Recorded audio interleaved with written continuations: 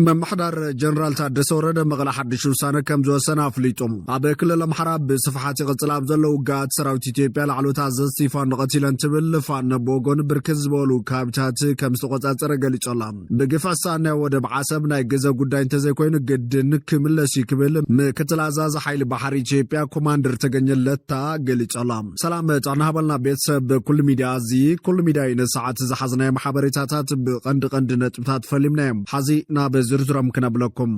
جزاء من محضر تجري المحكمة قدرت كنا زوال 400 مليون بر بجت كم سلع كوميشن هربنيات تجري فليتهم كوميشن هربنيات تجري بكبيد سجمنا برازلو كاب 14 وردات تجري بروق حيس تحريو 320 شومن تنس دراسوات رابع زور بعينة بجنزب حق جلا عبد مدرخ بريزيدنت جزاء من محضر تجري جنرال تادس ورد حويس أمرار حستفلالي أبيات عيوس دراسوات مدارك ساكلات ترقيبهم يوم بريزيدنت جزاء من محضر تجري جنرال تادس ورد دراسوات كرجافو إجرخ تخلص تجمع وسن حجزات ولا كنت هلو بتيز دلمتن كم زي كنا بري الله صدراسو زي خبروا اللي تخبر تجري يلان زبالة بريزيدنت جنرال تحدث ورد بقصالنا تجري تخيلهم دقام زمهرلو مرالهم زخبرلو كبرم زحلو لكيد فتات ما كم زل حبير الله أفلا حساب زي قدس صدراسوات مرقافنا يكون تجري وانين كم زخنا دم قلتشم كوميشن هربنيات تجري تاريخ كبري مثلا تقمن هربنيات تكلوا بزخنا من قديا بمعقاب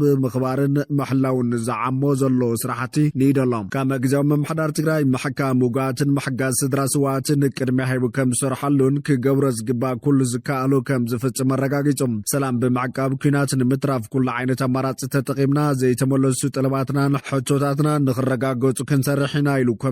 كوميشن هربنيات تجري ناصر ممحر بقديم جزاهم محضر تجري محكام وقات كينات زوال 400 مليون بر بجت كم سلعونا فليتولم وقات هربنياتا تجري تخيلهم كابت توارنت وتيوم عرسهم كيلوم فريت زيغان خون بقصالت بتخرت كم سرح لملاخي تشلام كوميشن هربنياتا تجري بكبير تقمنا برازلو كاب 14 وردات تجري بروق حيز تحري 320 شومن تنس دراسوات رابع زور بعينتن بجنزبنا يمدقاف سنه سرعت كم زخونه ون حبيرهم اتحاجز اب امريكا استفلالا غزاتات كاب دركب قدسات دياسبورا تجارون بديدار كاب استسنابوت هربنياتا تجري بسترخب على 10 مليون بر دقاف استقبر مخان قلتشم عبا كل المحراب صفحات غطلاب زلو قاد سراوت إثيوبيا لعلو تعزز صفان نغتيلان تبل فان بوغون بركت زبال كابتات كم استغوزات رقلتشم عبا استفلالي بوتاتات كل المحراب منغو سراوت منقسن عطوات حيلتات فانون وقاتي كايد كم زلو كاب نبرتن استفلالي معخنا زينان يسمع اللهم عبا زحلف صومنا منغو سراوت منقسن عطوات فانون عبا استفلالي كابتات تاخلل وقات كم زغطلن حيلتات فانون توسخت بوتاتات كم استغوزات زورن كقال حقان يلام انتخونا منيسر ديتا قلقلوت قديات كومنيكيشن كبدد دسيسان معخن زينات جرمن دوتشو فيلي عبزهابو قال تحايلي كاب متخوتاقو حاليفو كالي كقبر عقم يولن بنفاليو نتحابريتا زنتسق منيسر ديتا كبدد دسيسا أخراري بنفال زقلوت عاتوق حيلفانم عب استفلالي بوتاتات ناي موغوغ عقم خمزي ولن حاليفكا كاب متنوخاي زقبرو نقر كمزيلن يزقلت سراوش مكل خالي تشيبيا تمالي سنبت بمحبرا مرخة فيسبوك عبزرقو حابريتام عب تحت ازي مبرق دركبا هادوتات بتشعة تكمتي كلتشن 18 عام تمرت عبز كايدو سرحيت نبوزحات كم زدمسسان كم زقوسلان أفليتولام عبتي سرحيت استخايدو لزوبام معراب جوجام وردا ومبرمام كواب قوتشي عبز تخايد سرحيت تردباي شمن تخرر تعبلات كموتن كلو 10 سلسد ماقوسيلو ميلوم بتمساسال عبزوبا أوي وردا بانجا كوابي آسم عبز تخايد استراتيجيكا سرحيت 23 أخررتي عبلات كاب تقموتا كخونن كلو 19 دما كم زقوسل حبيرولام عب تمساسال على تون عبزوبا سمين جوجام عبدريا بحر دار عبز نبرو 10 شومنتن تدمسسو شومنت قوسيلو ميبل عبصبصابوم سراويت مكلخال نزوم عوتات كم درخبن تجلصكو حيلታት فان بوغونم عبستفلالي جنبارات عوتات يقون عمهلاو يمزحبرم ماريخنا يمنزبلوم بزحي زلوم عبلات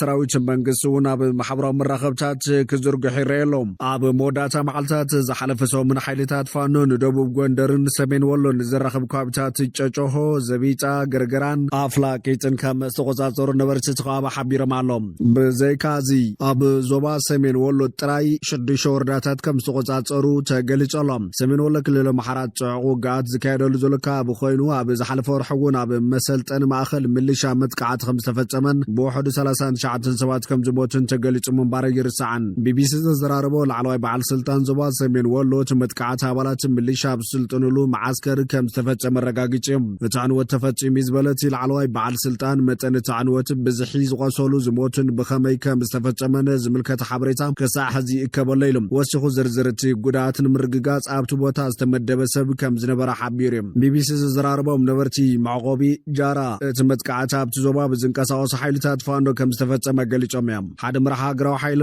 ኣምሓራ ፋኖ ዕጡቓት ጉጅለ ጃራ ዝተባሃለ ወተሃደራዊ ማዓስከር ተዓሊም ከም ዘጥቁዓ ኣፍሊጡ ነይሩ 17 መስከረም 2018 ዓመተ ምህረት ኣብ ዞባ ሰሜን ወሎ ወረዳ ጉባ ላፍቶ ካብ ርእሰ ከተማ ወልድያ 20 ኪሎ ሜትር ርሒቑ ኣብ ዝርከብ ማእኸል ጥዕና ብዝተፈጸመ መጥቃዕቲ ድሮን ሓንቲ ነፍሰ ጡር ትርከቦም 4 ሲቪላውያን ከም ዝሞቱ ካብ ምስኻኽር ዓይንን ምንጭታት ሕክምና ንዝተረኸበ ሓበሬታ ምርኩስ ብምግባር ተቓሊሑ ምንባር ይዝከር እዩ ብኻልእ ወገን ካብ ናሓሰ 2023 ሕዚ ክልል ኣምሓራ ብመንጎ ሰራዊት መንግስትን ሓይልታት ፋኖን ብዝካየድ ውግኣት ክሕመስ ከም ዝጸንሐ ዝጠቐሰ ማሕበር ቀይሕ መስቀል ካብ መወዳእታ መስከረም እቲ ኩነታት ኣብ ምብራቓዊ ሸነኽ እቲ ክልል ከም ዝተጋደደ ኣፍሊጡ ነይሩ እቲ ትካል ቁልጡፍ ግብረ መልሲ ንምሃብ ዘኽእሉ ዓቕሚ ከም ዘሰለፈ ኣብ ዘርጎ ሓበሬታ ብምምልካት ከቢድ ሕክምናዊ ክንክን ዘድልዮም 16 ምሩኻት ወተሃደራት ካብ ሓይልታት ፋኖ ከም ዝተረከበ ኣፍሊጡ ኣብ ማሕበር ቀይሕ መስቀል ጨንፈር ኢትዮጵያ ሓላፊ ፕሮግራምን ምክልኻልን ማርቲን ታልማን ኣብ ዝሓለፈ መዓልታት ኣብ ሰሜን ወሎ ብዙሓት ሰባት ተቐቲሎም ወይ ቆሲሎም ብምባል ካብ ላሊበላ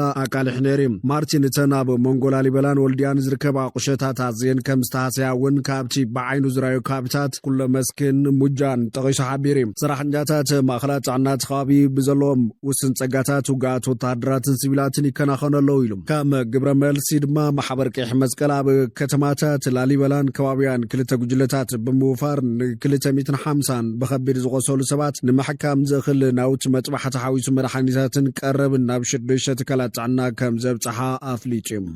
ብግፍዕ ሳእና ወደብ ዓሰብ ናይ ግዜ ጉዳይ እንተዘይኮይኑ ግድን ክምለስ ይክብል ምክትል ኣዛዚ ሓይሊ ባሕሪ ኢትዮጵያ ኮማንደር ተገኘ ለታ ገሊጹ ምክትል ኣዛዚ ሓይሊ ባሕሪ ኢትዮጵያ ኮማንደር ተገኘ ለታ እቲ ብግፍዕ ሳእና ወደብ ናይ ግዜ ሕቶ እንተዘይኮይኑ ክምለስ ዘለዎ ተኽእሎ ገዚፍ ኢሉ እቲ ምክትል ኣዛዚ ሓይሊ ባሕሪ ብተወሳኺ ምምላስ ወደብ ንኢትዮጵያ ጥራይ ዘይኮነስ ንሃገራት ቀርኒ ኣፍሪካን ንሰላምን ምርግጋን ዓብዪ ኣገዳስነት ከም ዘለዎ ገሊጹ ምክትል ኣዛዚ ነዚ መግለጺ ብሸሞንተ ጥቅምቲ 2018 ዓ.ም ምድህሳ ስትራቴጂካዊ ናጽነት ክልተ ስርዓታት ማይን ኢትዮጵያን ምትእሳር ኣባይን ቀይሕ ባሕርን ከምኡውን ስትራቴጂካዊ ተራ ክልል ዓፋር ብዝብል መሪሕ ቃል ኣብ ዩኒቨርሲቲ ሰመራ ኣብ ዝተኻየደ ዋዕላ እዩ ምክትል ኣዛዚ ሓይሊ ባሕሪ ኢትዮጵያ ኮማንደር ተገኘ ለታ ኣብቲ መድረኽ ኣብ ዝሃቦ መብርሂ ኢትዮጵያ ወደብ ዘይምህላዋ ንሃገር ጥራይ ዘይኮነ ንቐርኒ ኣፍሪካ እውን ዘስዕቦ ቁጠባዊ ፖለቲካ ወተሃደራዊ ሳዕብየን ምርዳእ ከም ዘድለ ኣስሚሩሎም እቲ ምክትል ኣዛዚ ሓይሊ ባሕሪ ጉዳይ ወደብ ኣብ ሃገራዊ ኣጀንዳ ተቐሚጦሎ ዝበለ ኮይኑ ኣብ ዞባ ቀይሕ ባሕሪ ዝረአ ዘሎ ጂኦፖለቲካዊ ለውጢ ኢትዮጵያ ኣብ ዝዋን ጉዳይ ቀይሕ ባሕሪ ሃገራዊ ኣጀንዳ ንምግባር ቀንዲ ምኽንያት ምዃኑ እውን ኣመላኺቱ ብተወሳኺ ብቕልጡፍ ዝዓቢ ዘሎ ጠለብ ሎጂስቲክ ሓደ ካብቲ ምኽንያት ናይቲ ጉዳይ ምዃኑ ኣመላኺቱ ኣሎ ብመሰረት መብርሂት ምክትል ኣዛዚ ካልእ ምኽንያት ኣድላይነት ወደብ ባሕሪ ካብ ንኣሽቱ ክሳብ ዓበይቲ ሃገራት ግን ከዓ ሽመን ዘይጠቐሰን ሃገራት ኣብቲ ዞባ ወተሃደራዊ ማዓስከራት ምህናፅን እዩ ስለዚ ህላወ ወተሃደራዊ ማዓስከራት ኣብ ዞባ ቀርኒ ኣፍሪካ ዘምፅኦ ፀገማት ኣቐዲምና ምግማት ምድለዋት ምግባር ሃገራዊ ረብሓታት ሃገርና ኣብ ምሕላው ዘትኮረ ምድለዋት ምግባር ኣብ ዘድልየሉ እዋን በፂሕና ኣለና ይብል ጉዳይ ወደብ ሸለል ተባሂሉ እንተቐፂሉ ብሓደ መንገዲ ወይ ብኻሊእ መንገዲ ኣብ ኢትዮጵያ ቁጠባውን ፖለቲካውን ዘይምርግጋእ ኣበርክቶ ምግባሩ ዘይተርፍ ምዃኑ እውን ኣመላኺቱ ኣገዳስነቱን ከስዕቦ ዝኽእል ኣሉታዊ ሳዕቤናትን ድማ ኣስሚሩሎም እቲ ምክትል ኣዛዚ ብተወሳኺ ኣብ ሰሜናዊ ህንዳዊ ውቅያኖስን ቀይሕ ባሕርን ሽፍትነትን ግጭታትን ንምክልኻል ሓያል ሓይሊ ባሕሪ ምህናፅ ከም ዘድሊ ኣብዚ ዓውዲ ድማ ይስራሕ ከም ዘሎ ገሊጹ ብዛዕባ ኣገዳስነት ወደብ ባሕሪ ኢትዮጵያን ወደብ ባሕሪ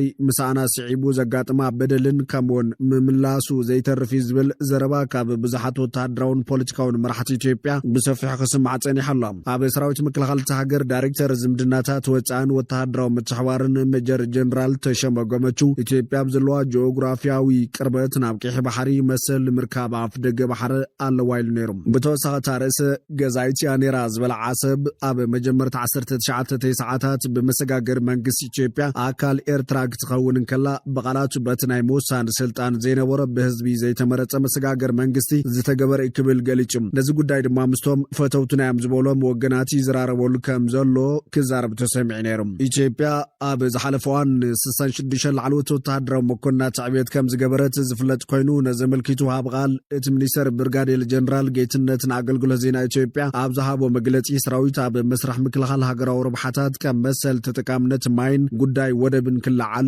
ዝኽእል ናይ ጸጥታ ቅልውላው ክዳሎ ኣለዎ ክብል ተሓሳሲቡ ምንባሩ ይፍለጥ እዩ። እዚ ብዝተፈላለዩ ሰበስልጣናት ፖለቲከኛታትን ማዕኸናት ዜና ንተሃገር ዝደጋገም ዘሎ ሕቶ ኣብ ደገ ባሕሪ ነቲ ዞባ ናብ ሓድሽ ኩናት ከይመልሶ ከቢድ ስጋት ፈጢሩ ዘሎ ኮይኑ ካብ ሰበስልጣን ኤርትራ እውን ተሪር ግብረ መልሲ ክወሃቦ ጸኒሖም።